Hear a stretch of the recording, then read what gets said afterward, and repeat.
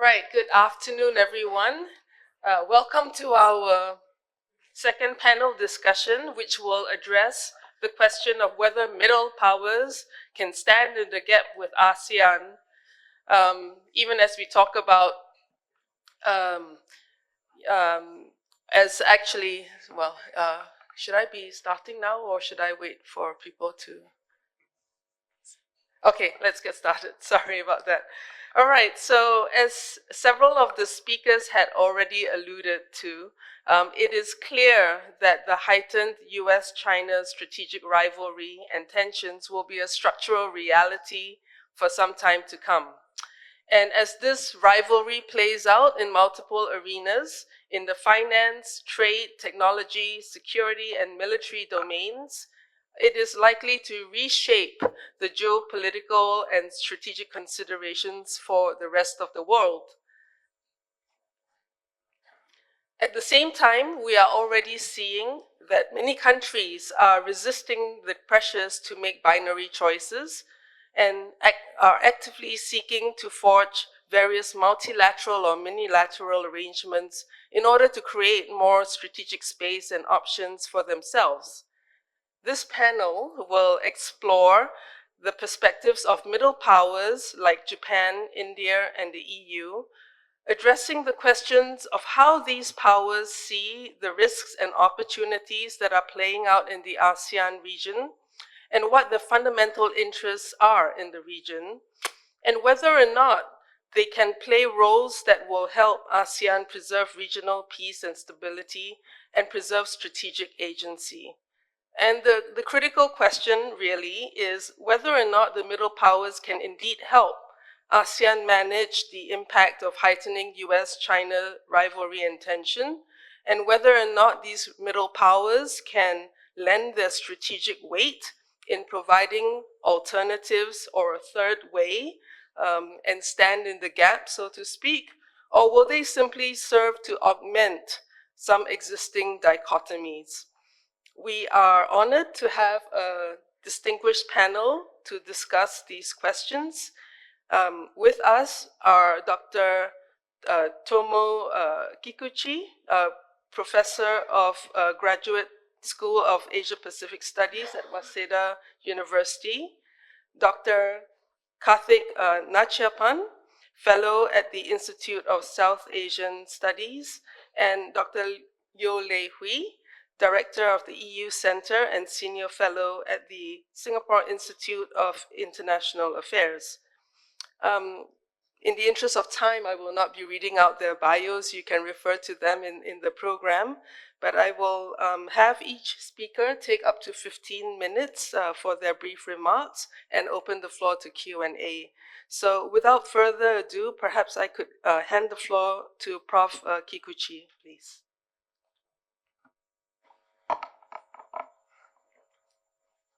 Okay, thank you very much, Suan, for giving me this chance to talk from the perspective of Japan. Let me start with a positive story about Japan's fundamental interest. I'm going to talk about Japan's fundamental interest and then some of the risks that are looming around in the regions, but then also opportunities. And finally, I'm an economist, so most of my talk is going to be on economic-related issues, but I would like to also briefly comment on some security issues and very briefly on news, Japanese Prime Minister, but you probably know the outcome of the parliamentary election, so not sure for how long we're going to have him, but yeah, that's my plan for today. Tourism industry in Japan is now a very important industry, and the inbound consumption demand is the second largest export industry, at least accounting for 7 trillion Japanese yen. And this is just after the automobile industry. Okay, that's account for 17 billion Japanese yen. And the Japanese government aims to increase the number of tourists by 2.4 times by 2030 from 25 million to 60 million per year. So if you're an investor, you might want to buy properties in Japan and lend out for tourists or hotel development and so on and so forth.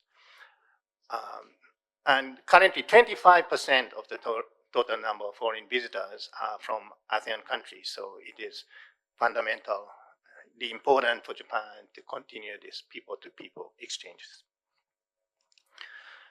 On trade, Japan is ASEAN's fourth largest trading partner after China, the US, and EU.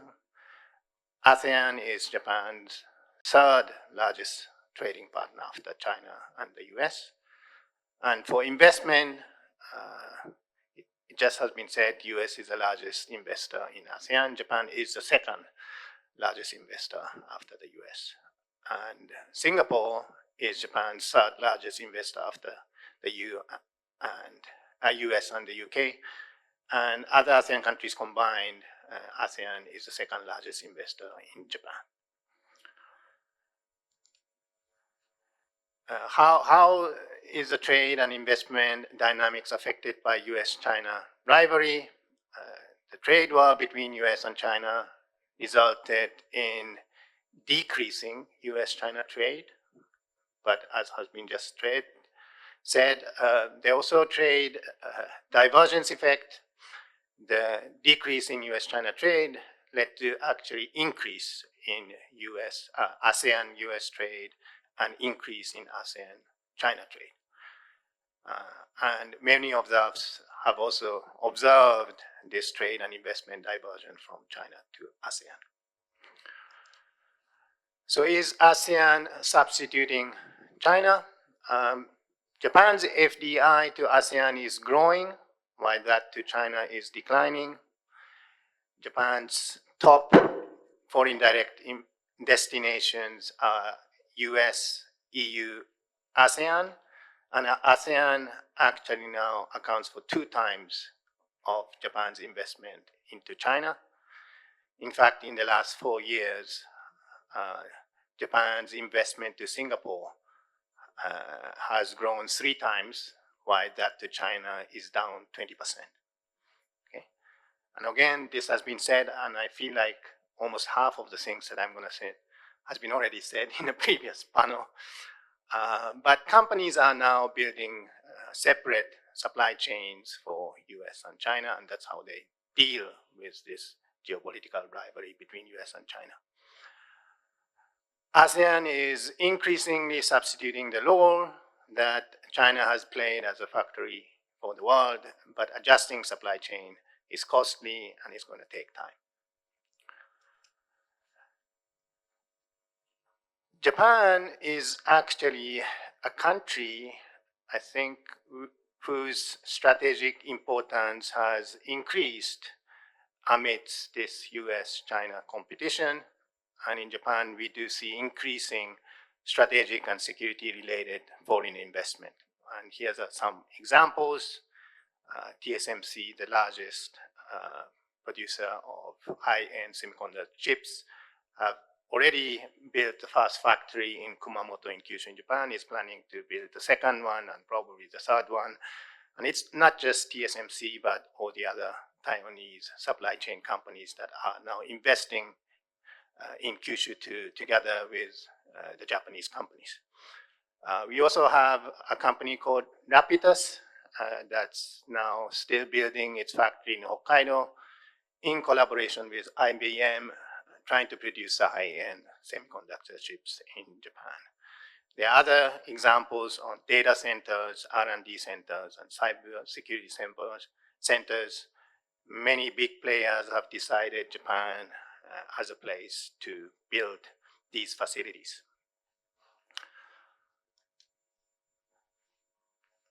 This is probably one thing that nobody has talked about yet. I would like to talk about 2 major immediate risks. Risk number 1 is a long-term recession in China. After the collapse of property bubbles, China is now in a deflationary state and also has overcapacity and overproduction problem. So China needs a structural reform, but that's up to the Chinese government, and there is very little what Japan and ASEAN can do about it.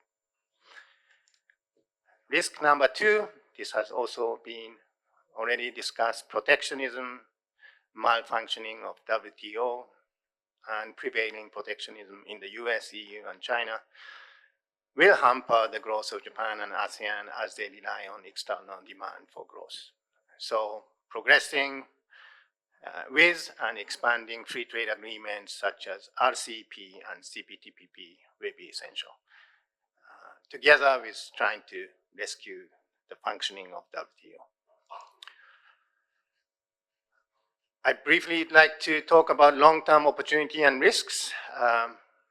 Decarbonization by 2050, the International Energy Agency predicts that 50% of increase in world's energy consumption will be caused by Asia's growth.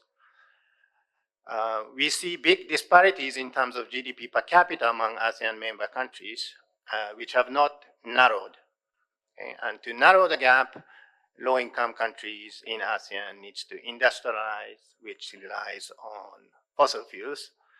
So balancing decarbonization and industrialization will be one of the biggest challenges for ASEAN.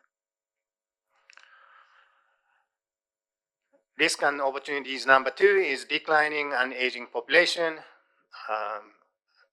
This has been also presented already, that the time window, and it depends on the country within ASEAN, but the time window for the demographic dividend for some ASEAN member countries have narrowed, and that would imply increasing medical and social welfare costs, growth in medical and healthcare industries, and demand for aging-friendly society and infrastructure.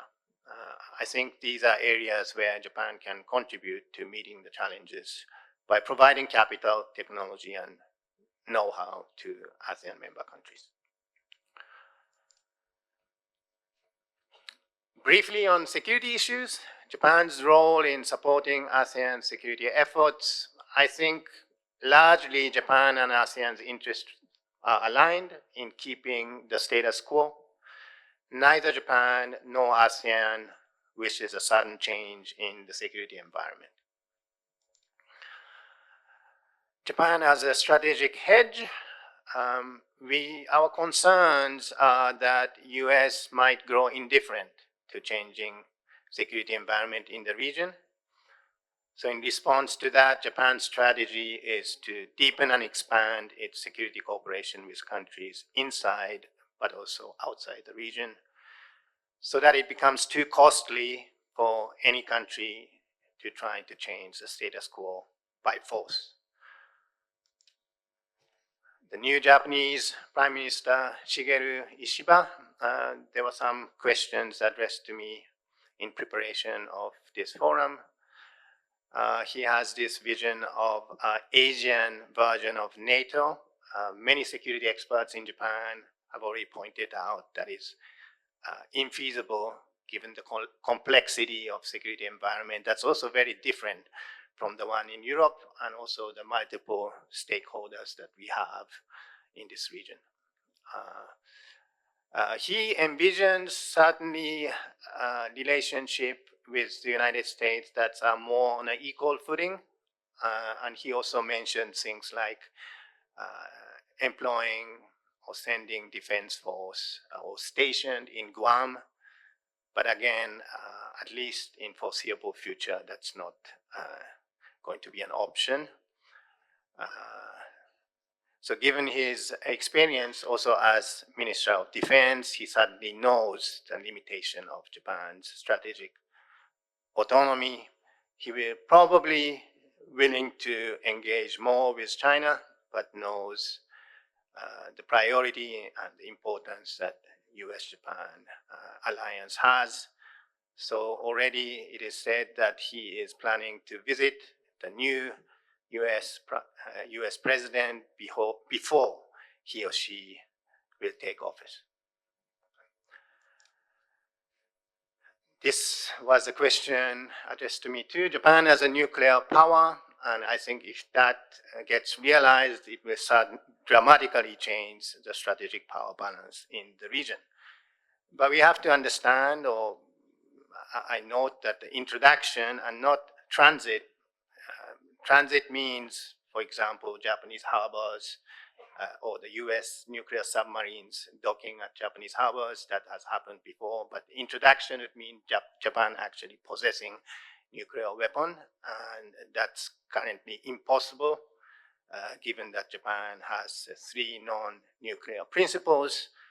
And if Japan is allowed to possess nuclear weapons, that will have fundamental consequences on our constitution and also relationship that we have with the US, including revising and updating of Article 9 in the Constitution, revising and updating Japan-US Security Treaty and Japan-US Status of Forces Agreements. So it is unlikely that US is going to support that option anytime soon. So in conclusion, I think Japan will gradually, one, deepen and expand its international and multilateral security cooperation, including Quad, but also in terms of defense industry. Japan is now cooperating with the UK and Italy, for example, on producing fighter aircraft. There are many other bilateral and multilateral defense industry cooperations going on. But it's going to be very gradual. And Japan will do all of that, of course, while trying to engage with China. Okay, so even Japan is not clearly picking sides. So I end here. Thank you very much. Thank you, Prof. Kikuchi. That was a very sharp and very clear presentation. May I hand over the floor now to Dr. Nachiappan, please? Great. Thank you so much, Swan. Good morning, everybody. Let me just first start by thanking ISEAS for the invitation to speak here today. It's a real pleasure to be here. I think we've had a great morning so far. There's been a lot of interesting talk and discussion. I know this is an ASEAN Roundtable, but I was keeping track, and India was mentioned, I think, twice so far, which to me is not a surprise, right? If you look at the broader kind of story trajectory of India-ASEAN relations over the last 3 decades, there's been a lot of promise, there's been a lot of potential, a lot of talk on how and where things can go, but very little outcomes, right? So if in a way, if you can kind of describe the India-ASEAN story and relationship in a couple of words, it's unrealized expectations, right? So if anyone's thinking about writing a book on India-ASEAN relations, it's actually a great title, Unrealized Expectations. But I think that context is changing, right? And I'm going to sort of argue on why the strategic context, the opportunities that both partners have to do more, to work together, is much greater than before. There will be pitfalls, there will be potential snags, but that's nothing new when you're kind of thinking through and working with setting up a strategic relationship with India, right? So kind of, I want to just start off by saying 2 broad points. I know we've talked a lot about US-China competition and sort of US-China rivalry. But when we're thinking through India's role in the Indo-Pacific and how India can work with other partners in the region, I think the US-China competition is helpful, but it's also limiting. I think what's more important is understanding, especially in terms of Indian foreign policy, where Sino-India, where the Sino-India relationship is, and what's the effects of Sino-India competition on what India wants to do, not just with the ASEAN, but any other partner in the region. So that's kind of the first broad point. And I'm going to kind of use that to focus on 2 questions, right? And that's what I was kind of asked to do today, is kind of look at how, again, the Sino-India relationship and where it is and where it's come from over the last few years, how that's affecting ASEAN and how that could affect the ASEAN going forward. And here, just one more broad point.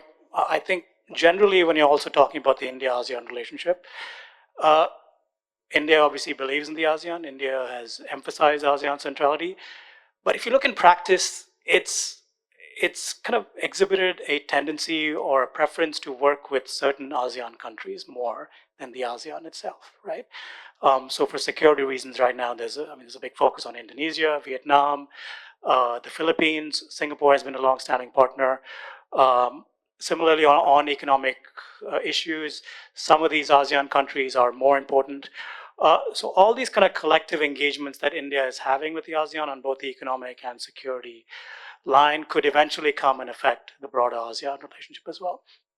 I'll also touch upon kind of the focus where India has placed on the ASEAN collectively. So the first kind of question is to just assess how I think India's security issues with China, especially since 2020, how has that affected its dynamic with ASEAN and some ASEAN countries? So I think the strategy from Delhi at least has been twofold, right? First, bolster your defense capabilities to enhance national deterrence. So there's been a concerted push to upgrade defense capabilities and invest in hard power. So missile systems, artillery, drones, and especially intelligence, surveillance, and logistics capabilities, right, to deal with China. And there's also a desire to leverage this ongoing buildup to deepen military and defense cooperation with specific partners that share similar concerns. And that includes some ASEAN countries, especially Vietnam and the Philippines. These two ASEAN countries are shaping up to be important defense partners for India.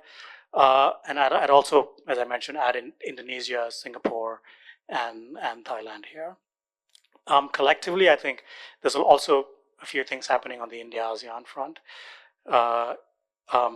India conducted its first naval exercise with ASEAN members in May 2023.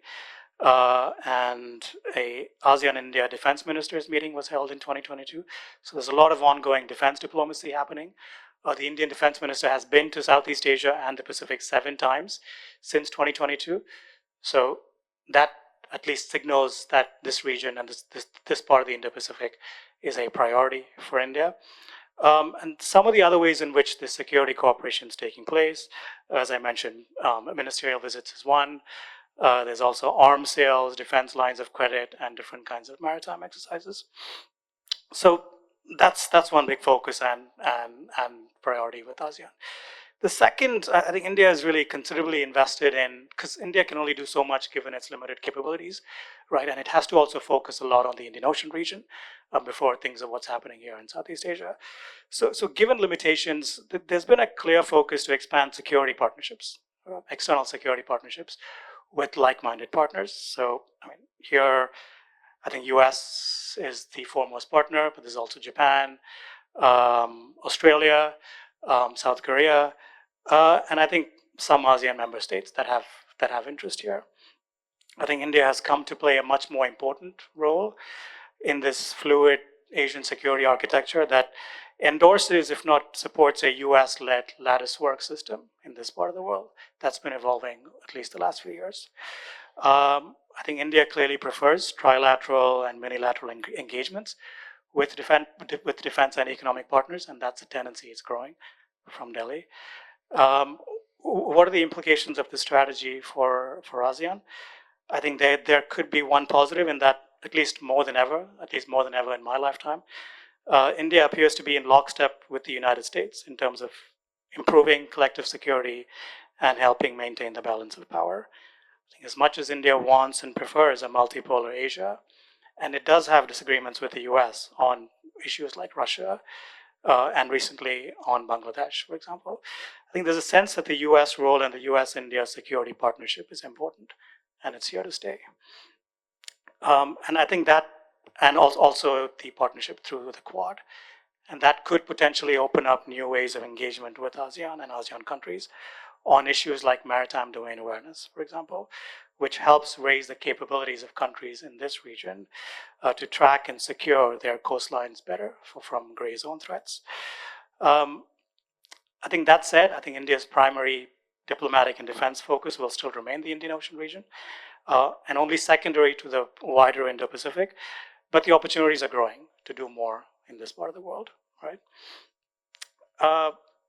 On the security side, I think finally another change since 2020, especially as China-India ties have deteriorated, is that I think it freed India much more in terms of how it responded to the South China Sea issue. I think historically India's had a cautious, neutral stance on this particular issue, but I think that's evolved to a position that supports the Philippines' sovereign maritime territorial claims, its freedom of navigation, and its maritime resource exploitation, consistent with international law.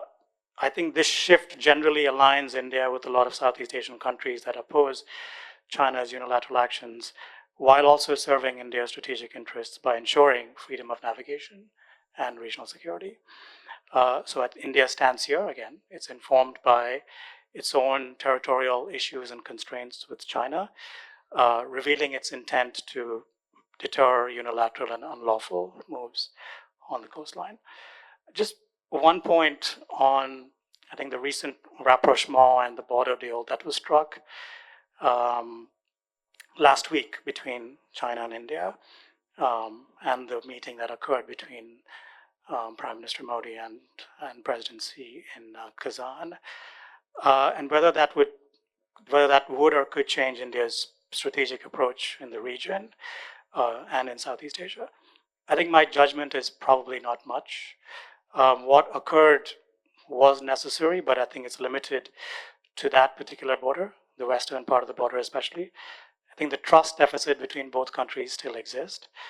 And India will remain wary of China, and it'll remain patient. And my guess will not make substantive foreign and security policy changes, at least for now, because the structural conditions that are driving these two countries still remain. Driving these countries apart. What it does mean for now is that more trade and investment would probably flow between both countries, and that could be a net positive for Southeast Asia as well. So the path towards normalization of China-India ties looks neither smooth nor easy in the long run. The second issue to cover, I know I have 5 minutes left, is the impact of the Sino-India rivalry on regional trade and investment, and how India is positioning itself economically. I think, as we've already talked about this morning, we live in an age of de-risking and economic security. There are several causes for this particular turn towards economic security. Certainly COVID was one of them, the Russia-Ukraine war, supply chain pressures, US-China tensions, and inflationary conditions, all of which have contributed. I think countries have increasingly realized that we cannot expose our economies and supply chains to certain vulnerabilities, and how do we move and reorient ourselves on that track. And I think India has been trying to do this for a while. It's been trying to do this since 2020, since the border issues with China. So I think India has tried a lot of different strategies. It's focusing much more on domestic production at home. It wants to reduce imports from China. There's an investment screening mechanism that looks at where investments are coming from, especially in South Asia and parts of Southeast Asia. So there are a lot of aspects to what India is trying to do in terms of economic security. But it looks to me like this strategy has to, I think, get sharper. It has to be reoriented. Since I think China-India, the trade imbalance continues to be in favor of China, and the trade deficit has gone up over the last few years despite security tensions. So what does this mean? What this means is that I think India has to become much more open in terms of how it engages on trade issues. It needs to become much more strategic. It'll probably prefer to work outside the WTO lines. It'll probably be much more keen in exploring, negotiating, and crafting new kinds of economic security agreements and new kinds of economic security cooperation. So issues like defense, technology, semiconductors, cybersecurity, and clean energy.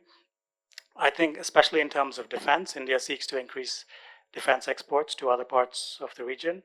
And Southeast Asia potentially could become a viable market here going forward.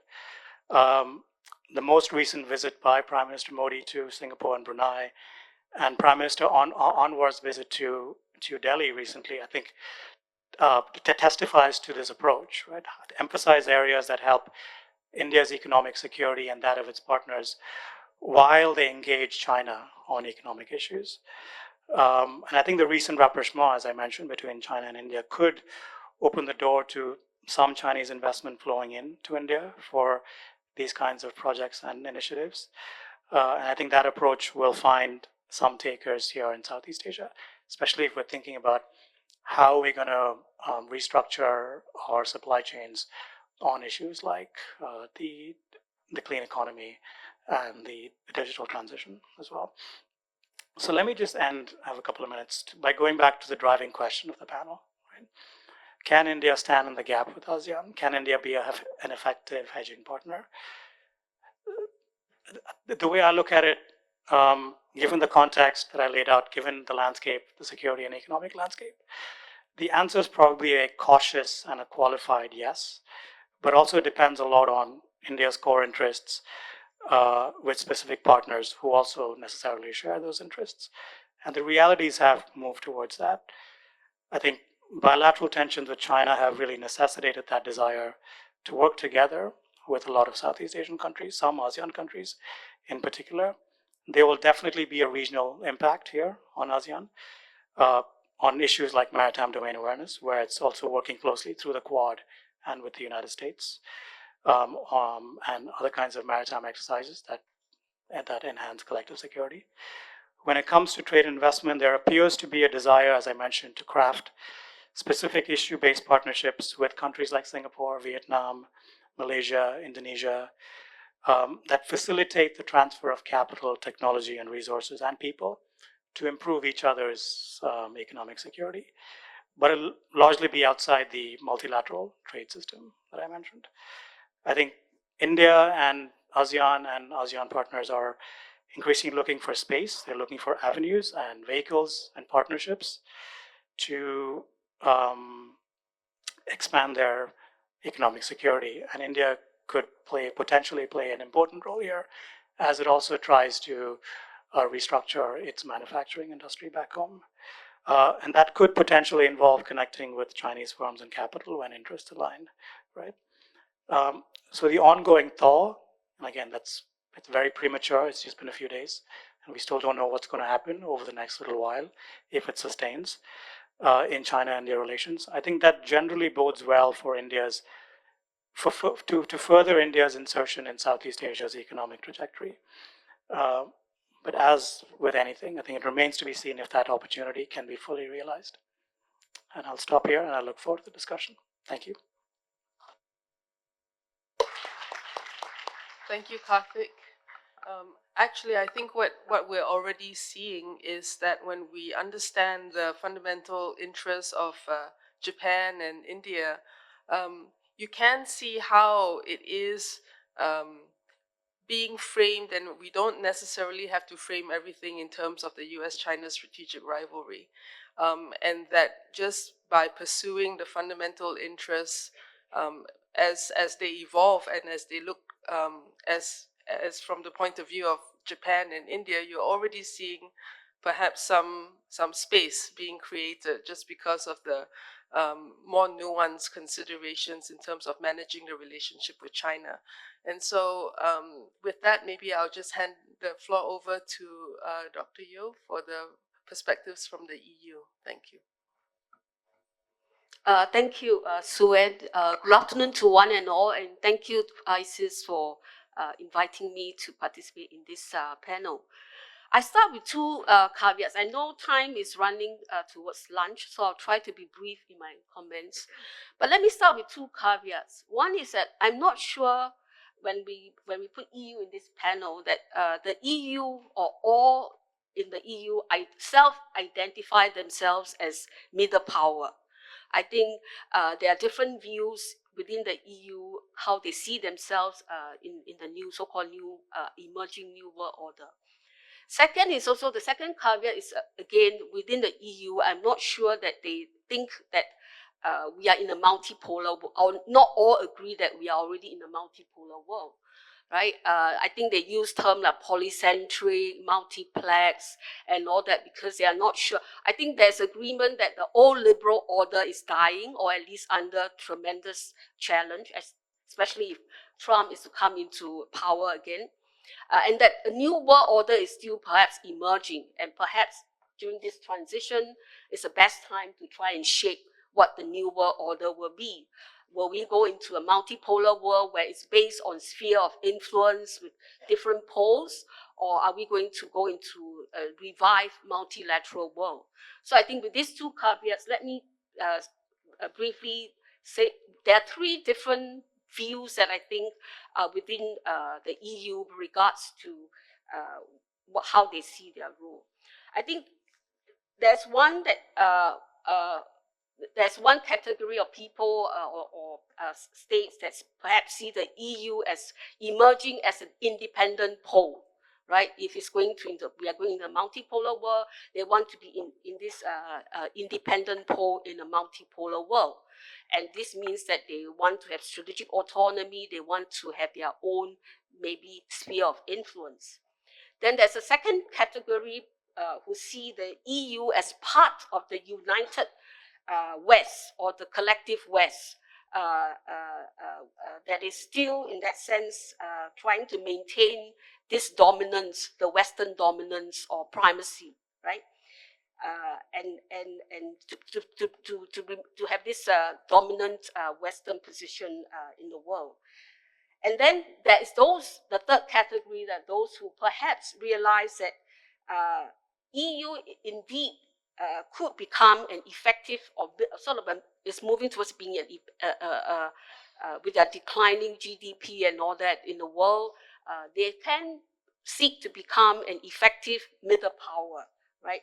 And these are the ones who also believe in strategic autonomy, but they have a firm belief in preserving multilateralism, rule of law, and trying to be coalition builders as what a self-identified middle power is supposed to be, right? Believe in the rule of law, in multilateralism, being bridge builders or coalition builders. These are the three, I think, different views that I see within the EU with regards to how they see the role. So let me just elaborate a little bit. On how, if you look at this from different perspectives, how then the EU will so-called interact with ASEAN in that sense. For the first group who wants the EU to be an independent pole, right? Who share the belief, I think in this group, perhaps when they look at the world in these different poles, their main priority would be ensuring that they have their sphere of influence in Europe. And hence, the main thing that occupies their mind now, of course, is Russia, right? They want to ensure that Ukraine will win the war and ensure that they will the continued enlargement to the Balkans and all that to so-called solidify their control, their sphere of influence, their control over the so-called European order. So this is what we want. And for this group, I think their interaction with ASEAN will be quite transactional, right? They are focused on the European theater. They look at ASEAN as perhaps already almost likely to be drawn into the Chinese so-called led order, or at least whether they will support ASEAN in the sense of trying to balance, I'm not so sure. Their focus will be on the European theater. So when push comes to shove, I think they will say that ASEAN is likely to end up in the Chinese sphere of influence. So we will interact based on that kind of scenario. For the second group who see themselves as part of this collective West that works very closely with the US, these are the group, of course, that most concerned is who is going to be the next US president, right? They have to Trump-proof themselves, but they are really concerned over, because they see their destiny as very much tied towards also the US leadership in that sense. So for this group, I think their policies, like I said, will be very much determined by their relations with the US, and hence, in whatever how they look at the region, at ASEAN, they will be looking it through the lens of the West competition vis-a-vis China. So they are in that sense strongly on the camp of the so-called collective West. And of course, if the collective West see the China as the biggest challenge, that would be the lens through which they look at the region also, right? The competition for influence in the Southeast Asian region on how they interact with ASEAN would be viewed through the West versus China's strategic competition, right? So this is the second group. And for the third group, I think this is the group which I see the most opportunity for the EU and ASEAN to reimagine a different world order as we talk about it, right? We want to revive multilateralism.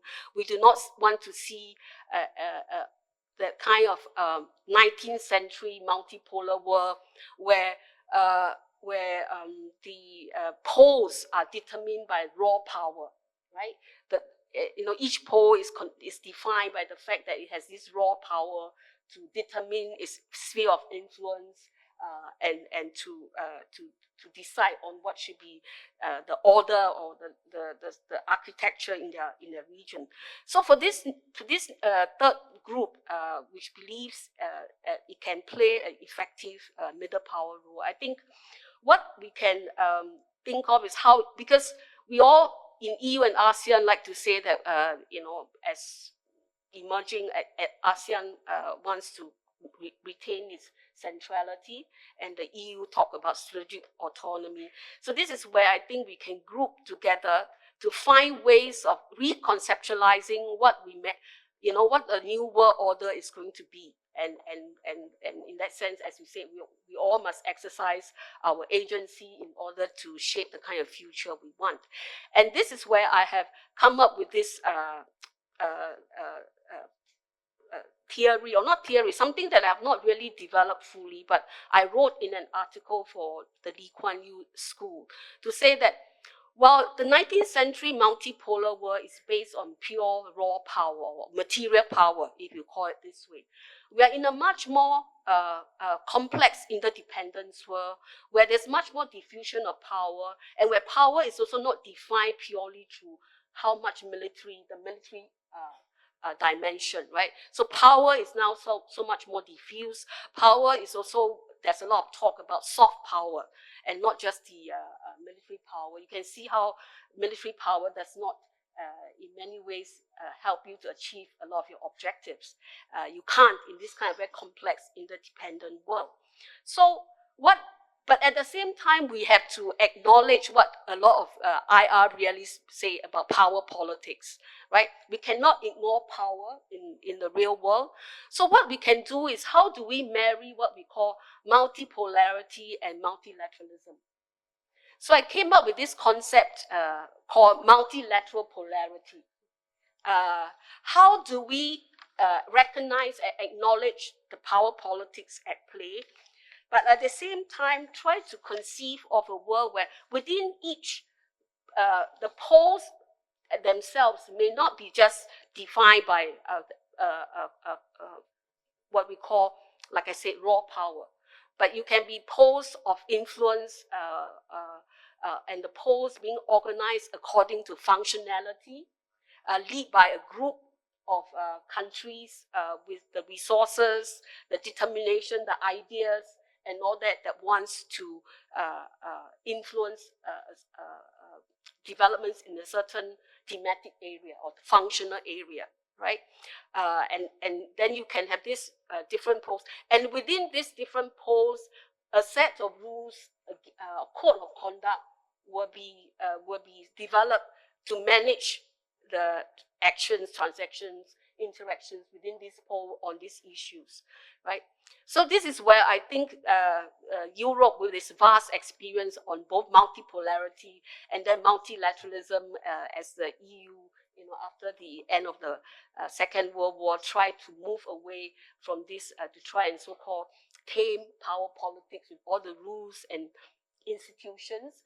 So they have wide experience in what they have seen in the 17th, 18th, 19th century with multipolarity, but they also have gone through a period where they really try to use rules and institutions to tame the kind of power politics that can be very destructive, and how they can use that knowledge and experience and work with the ASEAN countries in order to conceive of something that is new. We talk about Soxifana, so we should think out of the box and try to write a different song.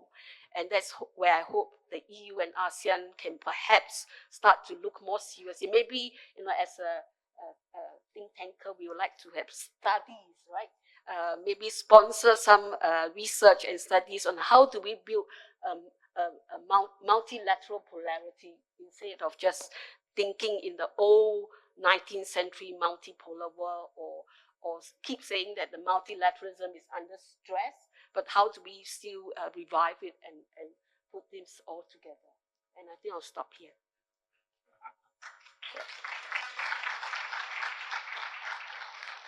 Great, thank you very much. So may I open the floor to any questions? If you have them, please come to the mic and identify yourself. Thank you. Thumbs up first, please. Thank you, Suan. My name is Sak. I belong to the Thailand study program. I'm from Thailand. My question is directed to Dr. Karthik. Well, with the world's largest population, the world's largest economy, with nuclear weapons, and the largest customer of the Russian oil, without fear of US or European sanction, India certainly is not an ordinary middle power. But my question is, India is active in BRICS and at the same time also in Quad. Do you see any contradiction in Indian participation in these two separate forums? And can you enlighten us what is the thinking of India, the objectives for Indian participation in BRICS on the one hand and Quad on the other hand? Thank you. Gather more questions. Yes, sir, please. Hi, I'm Ethan Wu. I'm from The Economist. This question's for the whole panel. I think one thing that unites the EU, Japan, and India is all three have major security cooperation with the US. And so, if we are headed for a world under Trump where there's a new wave of unilateral US trade protectionism, I mean, how do you see the EU, Japan, and India trading off security and economic interests? Do you think it's likelier that there will be an attempt to segregate these two issues on separate tracks, or is that going to be too hard and they'll have to be merged? Thank you.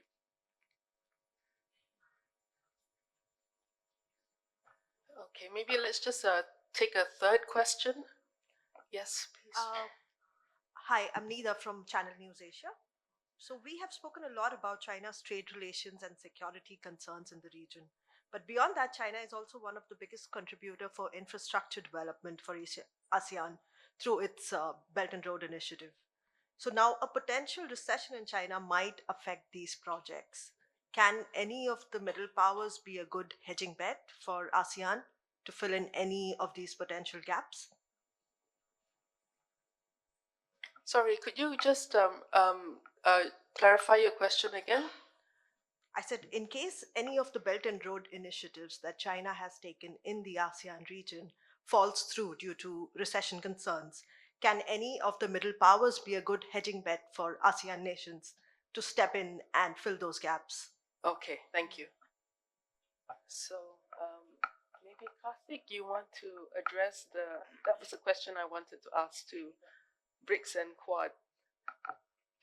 So, thank you for that question. I definitely agree that India is no normal middle power. It's probably not even a middle power.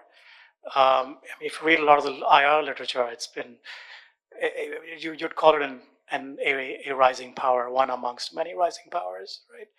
That have certainly the military capabilities, the economy, and the desire to do more in the world and also to shape the outcomes that advance its own interests. And I think going by that definition, I think participation in the two frameworks that you mentioned, sorry, I don't see the individual, but is not in any way a contradiction. What's fundamental for India and Indian foreign policy is space, generating enough space to advance your economic transformation and dealing with your security issues and problems, right? And these two frameworks in different ways help and advance that. The BRICS, for example, it was a different context on when it was created. And I think India's participation initially was to show that the current international system, the current global governance architecture is not in any way representative of the power, the differentials that exist in the world. And the BRICS could potentially become a framework through which other powers, alternate powers, can come and discuss and think through economic problems, especially. I think over time it has evolved. I think in the BRICS' utility for India has also become much less over the last 2 decades, but that doesn't in any way diminish the need to engage the countries that are part of the BRICS for political and strategic reasons, especially Russia. I think India has had a long-standing relationship with Russia. This is a relationship that is historic. India's core interests have never been harmed or undermined by Russia, and it sees no reason to abandon that partnership and relationship just as things turn. And so I would actually look at the BRICS and how it engages with how India engages with the BRICS as, again, opening up its options, giving it more space to deal with certain partners in an alternate forum, as it does engage with its Western partners. And I think over the last 5 years, especially, and 10, 15 years, engagement with the United States and different kinds of US allies and partners have increased in the region for different, as I mentioned, because of different motivations. And the Quad, again, it was created in a different context. It was largely a humanitarian vehicle when it was created. But over time, it's become much more strategic, and now it's evolved into a public goods mechanism. And I think India has become much more of an active proponent of the Quad over time. It sees its engagement as helping in kind of trying to figure out different kinds of maritime security questions in this part of the world, engaging on issues like cybersecurity, climate change, very functional. Again, a different flavor, a different character to how India engages. But again, it opens up space, it opens up options for India with the West, with the US and US-led allies and partners. And I think it also, and I think it's we kind of fall into the trap of looking at the Quad just through the Quad. But if you look at the Quad as in concert with some of the other minilaterals, trilaterals, bilaterals that have emerged over the last 5 years, 10 years, I think that also, to the Quad in conjunction with some of the trilaterals that India has, for example, with Japan and the United States, or the bilaterals that India has with the US, with Japan, or the bilateral that India has with Australia, all of these together has a compounding effect on India's security and its economic interests. So they serve different functions, they serve different purposes, but overall, they provide more space for India to engage in a broader landscape, depending on its interests, which have also evolved over time. I don't know if that answers your question, but that's kind of the strategy, the kind of strategic motivation that's driving India's engagement in some of these frameworks. Do you want me to? Yeah, and actually, may I push you on that same question? So it's actually the whole point about standing in the gap and for ASEAN countries is to figure out how to pursue its their own interests without upsetting the relationship with either the US or China. How has India managed to adopt its multifaceted, multilateral engagements and still somehow not see its relationship with the US very much damaged? Or is that a privilege that kind of India has because of its strategic significance? And I think India's size, its capabilities, its economy, and how all of that adds together in a region that's looking for more balance is compelling the United States to invest more in India, and it has invested more in India since 2000 or so. And I think that's the core reason. But that doesn't mean India will, again, behave in a way that is not consistent with its own interests, right? There's so much that the US and US allies partners can do. But I think India's participation and its engagement will always be defined, shaped, and constrained by its own interests and how far that extends over time. Maybe I'll let the rest of the panel address the questions that we had on the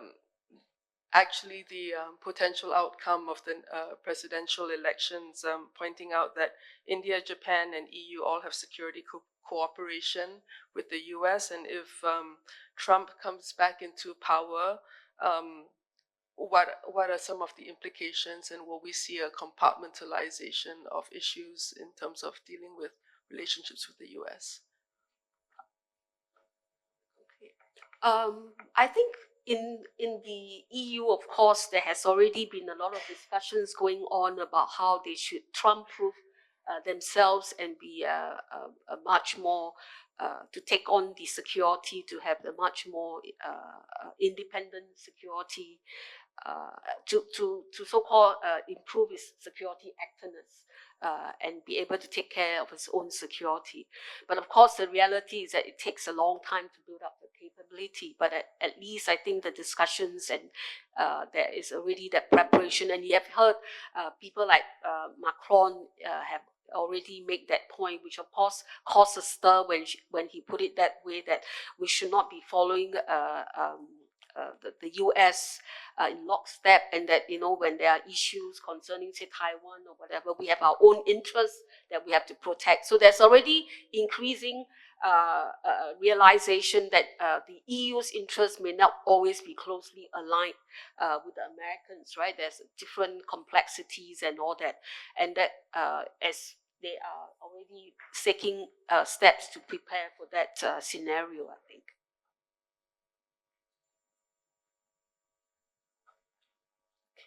Thank you.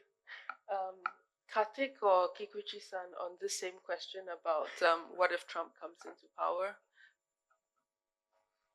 Yes, I think the question was whether there is also a trade-off between security and trade. I think for Japan, it's very clear there is these two things cannot be traded off. So I think Japan's role is to convince the United States that Japan and other partners in Asia needs U.S. presence in Japan, and U.S. has a large troop stationed in Japan, which is going to be mobilized if there is any conflict over the Taiwan Straits. So that's a very pressing issue.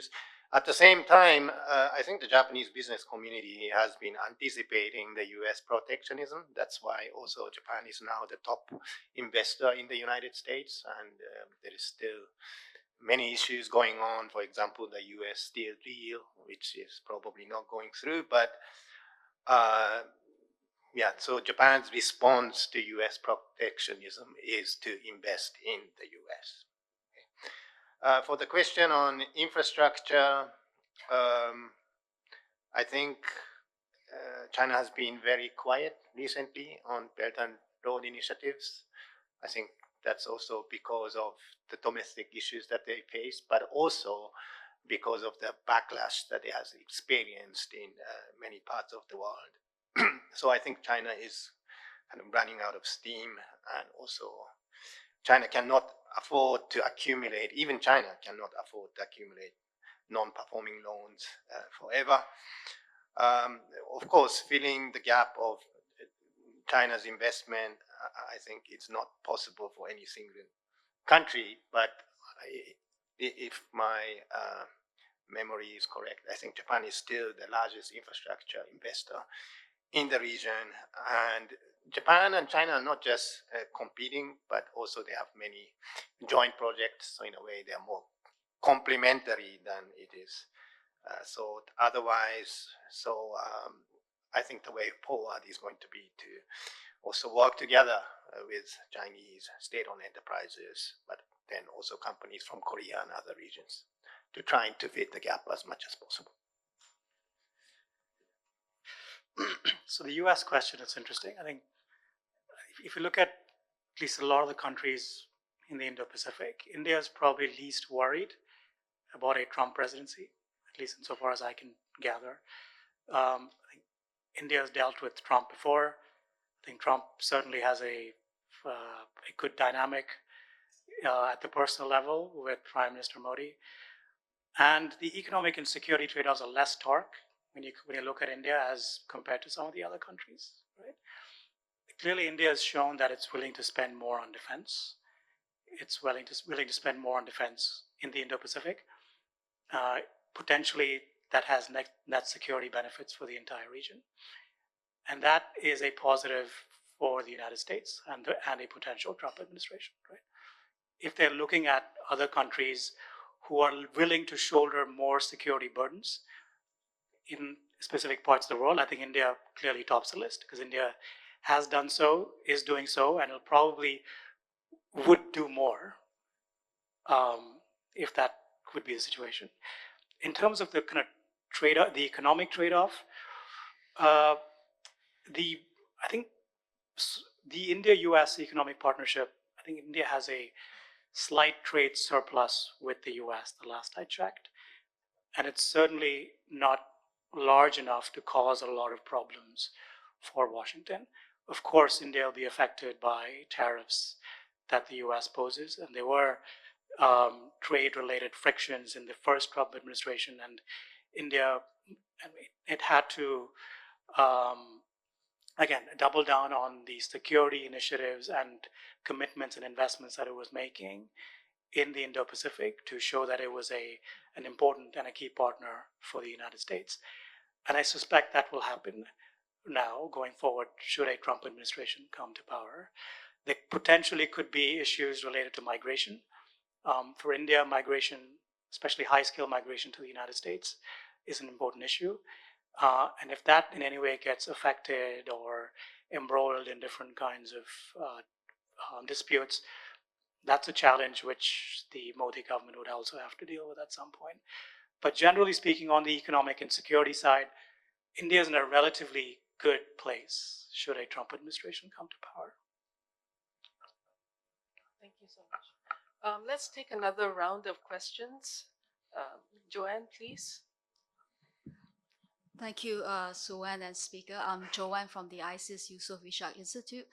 I just want to ask a question about middle powers in general, because we know that they are increasingly important these days, especially to hedge against the uncertainties of the US-China rivalry.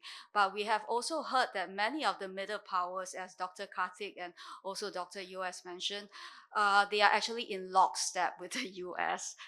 And some are allies of the US. So how do you think that they can make themselves seen as a more neutral party so that they can serve as a third path for ASEAN? I know this is a little bit tricky.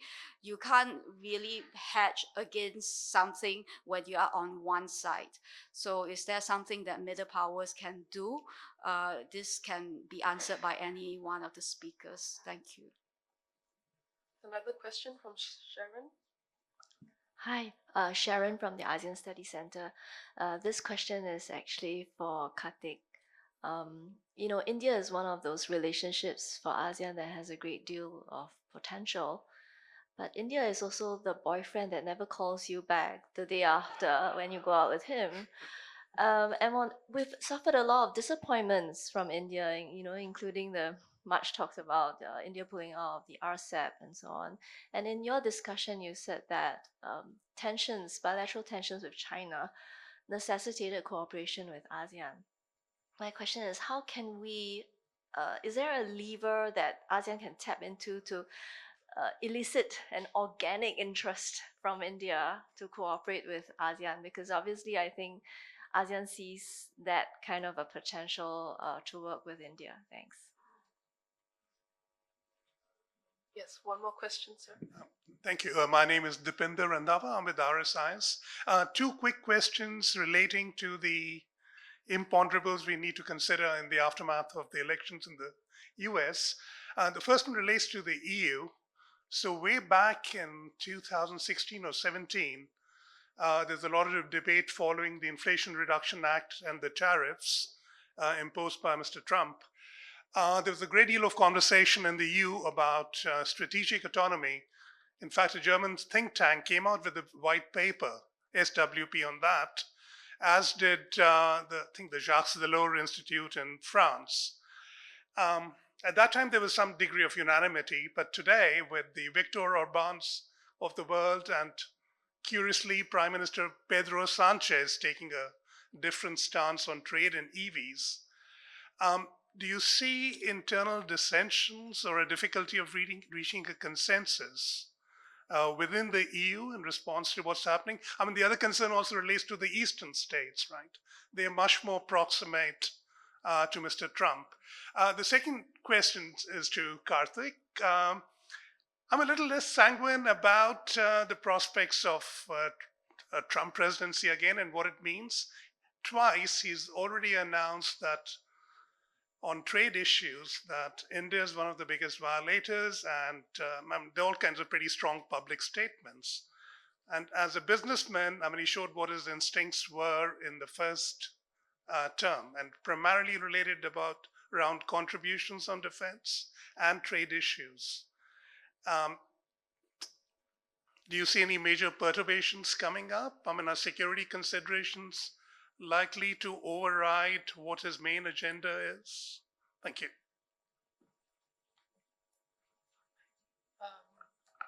Hwee, do you want to take that question first? Okay. The discussion on the strategic autonomy, I think, has changed a lot after the Russian invasion of Ukraine.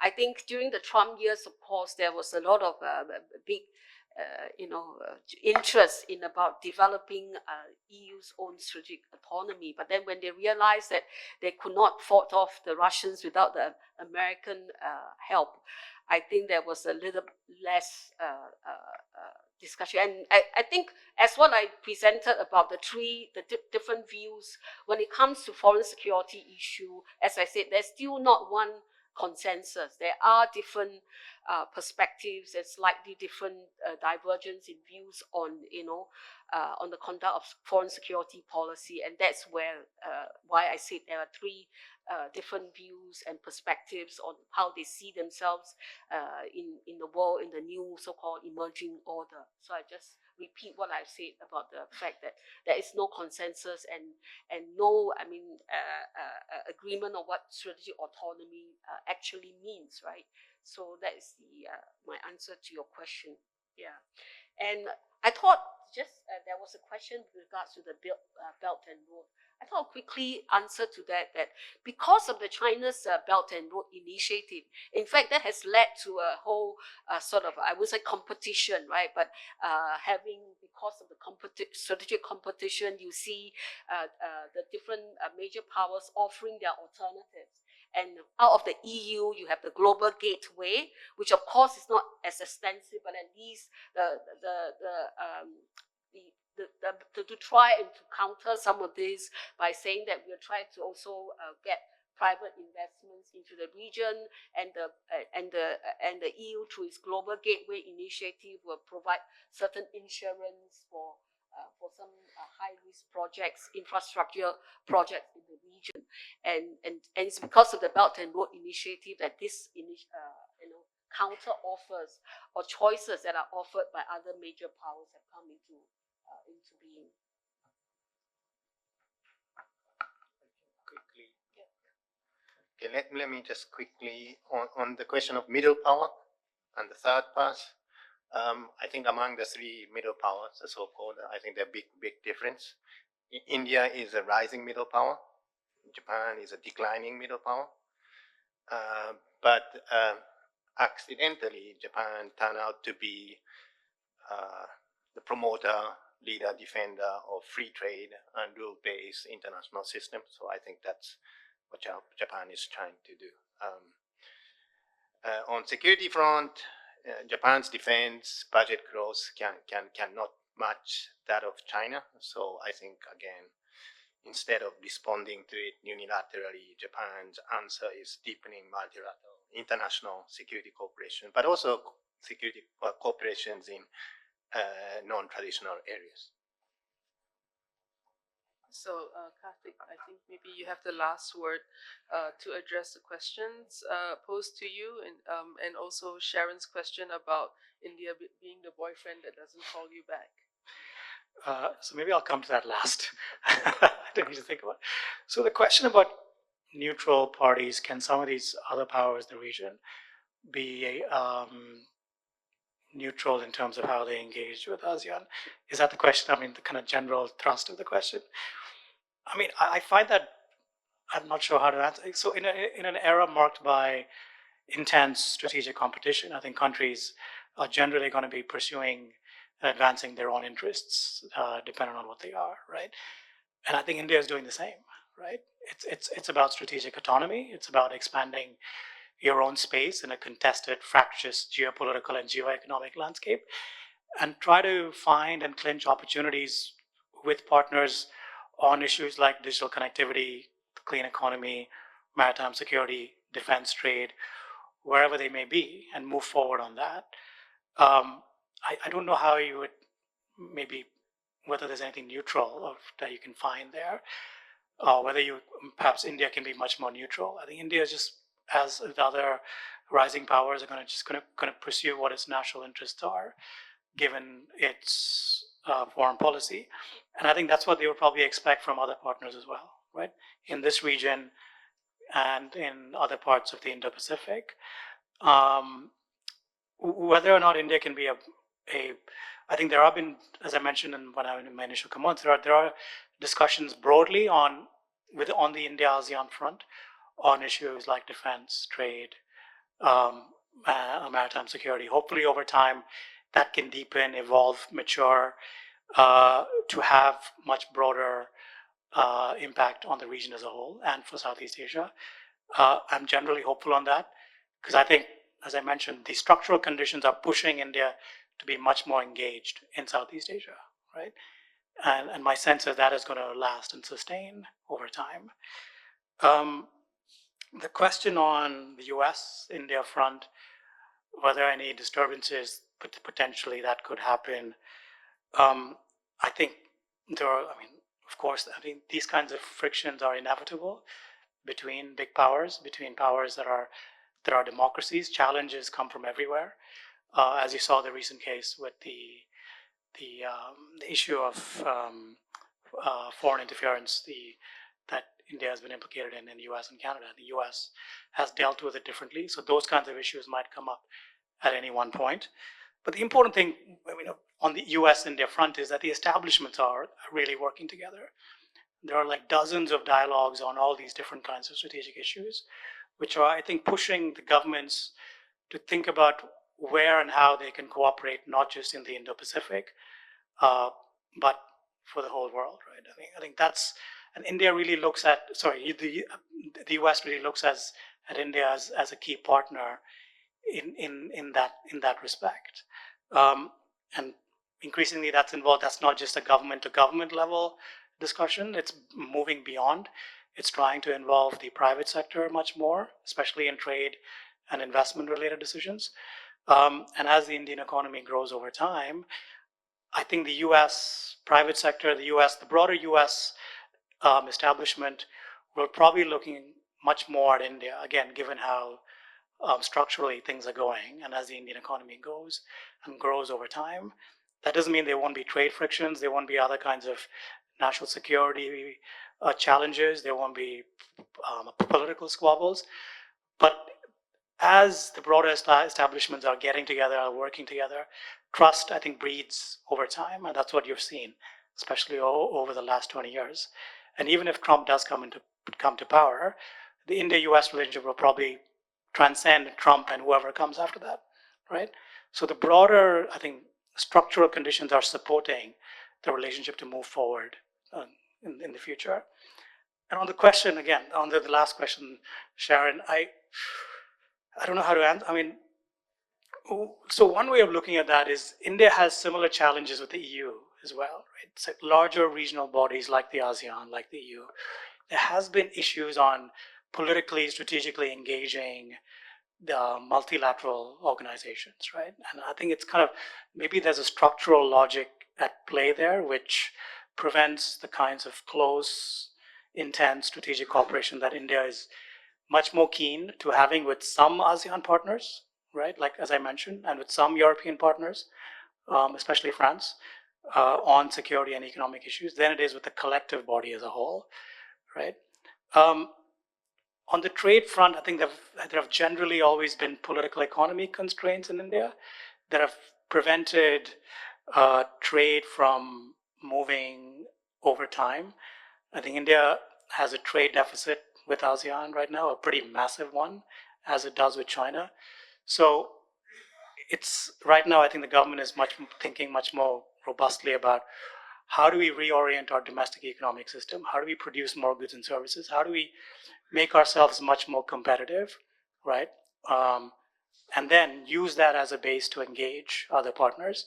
And once that happens, and once the trade deficit decreases, once newer kinds of partnerships emerge, so issues like cybersecurity, clean energy, renewable energy, where India is a leader, I think that will open up pathways to engage much more with ASEAN and ASEAN members.